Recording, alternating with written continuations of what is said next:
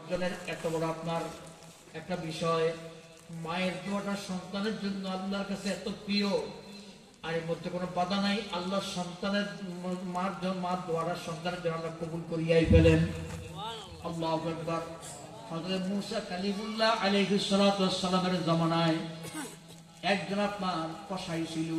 কি আওয়াজ করে বলেন? কসাই ছিলেননি? কসাই কাকে বলে? যারা গরু গোশত বেচে তাদের কি বলা হয়? কসাই।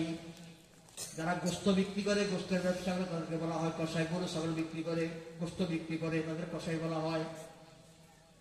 আল্লাহ পয়গম্বর মূসা কালিমুল্লাহ আলাইহিস সালাতু ওয়াস সালাম তুর পাহাড়ে যাইয়া ডাইরেক্ট আল্লাহর সাথে কথা বলেন, কোনো আপনার মাধ্যম নাই, কোনো মাধ্যম নাই, বিনা মাধ্যমে আল্লাহর সাথে কথা বলেন। আল্লাহ কথা বলেন, হযরত মূসা কালিমুল্লাহ শুনেন। মূসা কালিমুল্লাহ কথা বলেন, আল্লাহ তা শুনেন। দুইজন বন্ধুর মতো, আপন জনের মতো কাছাকাছি বসিয়া কথাবার্তা বলতে আছেন। এত মহাব্বত, এত ভালোবাসা, এত মহাব্বত, এত ভালোবাসা, কথা বলতে আছেন। কথা বলতে বলতে বলতে বলতে একদিন আল্লাহকে মাহবুদ একটা কথা আমরা জিজ্ঞাইলাম।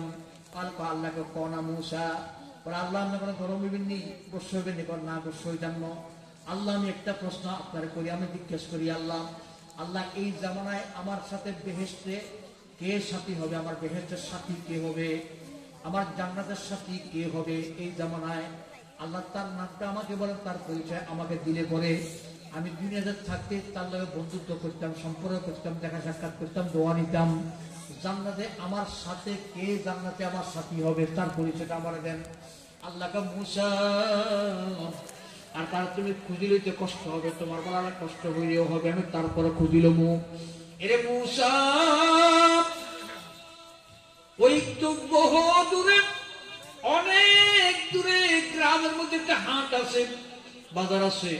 ওই বাজারের মধ্যে একজন কসাই আছে। ওই কসাইটা তোমার জান্নাতের বন্ধু, জান্নাত তোমার সাথে সাথী। ওই কসাইটা তোমার সাথে জান্নাতে থাকবে। সে কসাইটা তো আমি নাম পরিচয় করিয়া দিলাম। আল্লাহ পয়গম্বর মূসা কালিমুল্লাহ আলাইহিস সালাতু ওয়াস সালাম আপনার ওই ব্যক্তির সন্ধানে খুঁজে বের হলেন। আর বের হইয়া সন্ধান করতে আসেন, বা সন্ধান করতে আসেন কোনটা সেই বাজার, সেই বাজারটা কোথায়? বহু দূরে বাজার। হাঁটতে হাঁটতে হাঁটতে হাঁটতে ওই বাজারে গেলেন। বাজারে যাইয়া মানুষকে জিজ্ঞেস করি, বাবারা অমুক কসাইকে চিনেন কিনা? মানুষ বলে, হুজুর কোথেকে আসছেন?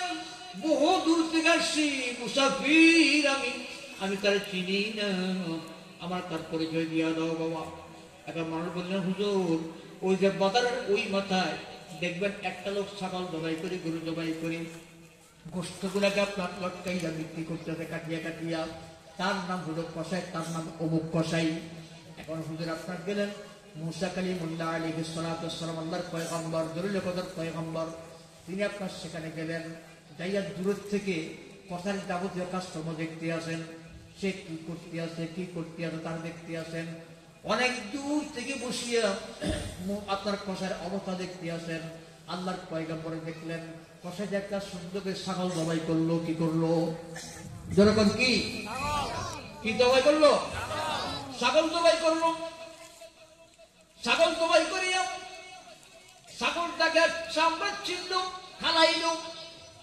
খালাইবার পরে রশি বান্ধিয়া আরে আপনার গোস্তের রানগুলা খুলিয়া খুলিয়া খুলিয়া খুলিয়া রশির মধ্যে বাঁধতে আসে। বান্ধার পরে আস্তে করে আপনার ছাগলের বুকটা ছিঁড়ল। বুকটা ছিঁড়িয়া কলজাটা বাহির করলো। কি বাই করলো?